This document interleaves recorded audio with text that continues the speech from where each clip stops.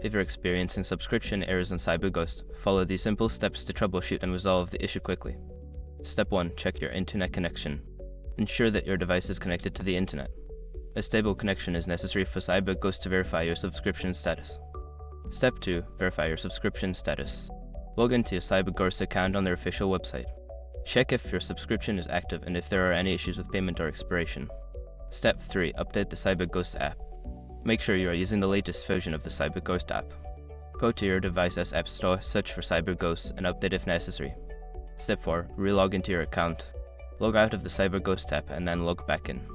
This can refresh your session and may resolve any temporary subscription errors. Step 5. Contact customer support. If the issue persists, reach out to CyberGhost customer support. Provide them with details of the error for assistance in resolving your subscription issue. By following these steps, you should be able to resolve any subscription errors on CyberGhost efficiently. If problems continue, don't hesitate to seek help from the support team.